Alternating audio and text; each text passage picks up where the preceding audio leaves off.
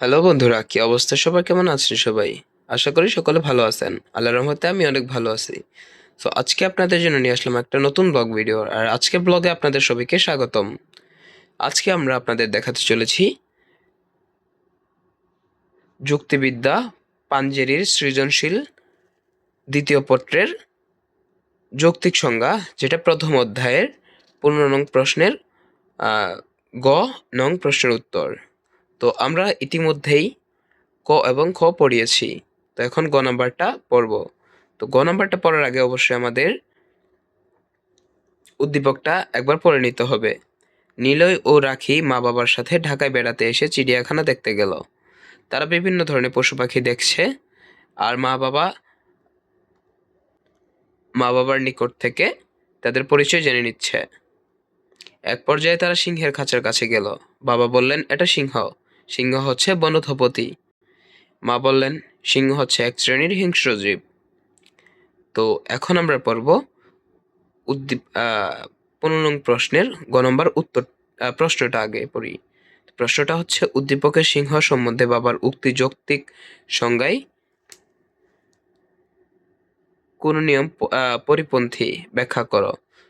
আবার বলি, উদ্দীপকের সিংহ সম্বন্ধে বাবার উক্তি যৌক্তিক সংজ্ঞার কোন নিয়মের পরিপন্থী ব্যাখ্যা করো। আমরা এখন গ নম্বর প্রশ্নের উত্তরটা পড়ব। এইখানে গ নম্বর প্রশ্নের উত্তরটা দেওয়া হয়েছে সৃজনশীল 3-এর গ নং প্রশ্নের উত্তরে। আমরা পেয়ে যাব সেটা। তো আমরা সৃজনশীল 3-এর গ নম্বরটা বের করি। এইখানে সৃজনশীল এই যে 2, তাহলে 3 হবে এইখানে। তো আমরা 3টা দেখি। 3-এর গ নম্বরটা এই যে, আমরা বক্তব্য যৌক্তিক সংজ্ঞার দ্বিতীয় নিয়ম লঙ্ঘন করি।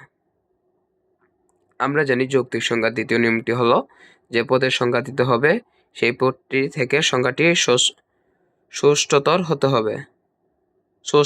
হতে হবে। অর্থাৎ সংজ্ঞায় কোনো রূপক বা দুর্বোধ্য ভাষা ব্যবহার করা যাবে না।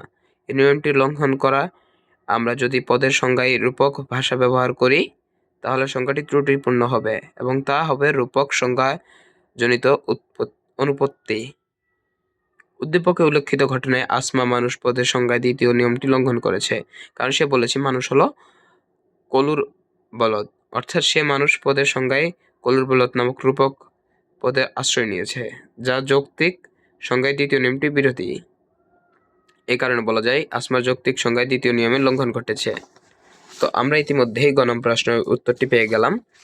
তো এইরকম ইন্টারেস্টিং ভিডিও পেতে অবশ্যই আমাদের চ্যানেলটিকে সাবস্ক্রাইব করে রাখবেন। আর আমাদের ভিডিও যদি ভালো লাগে অবশ্যই চ্যানেলটিকে সাবস্ক্রাইব করে দিবেন। ধন্যবাদ সবাইকে। ভালো থাকবেন, সুস্থ থাকবেন। আল্লাহ হাফেজ।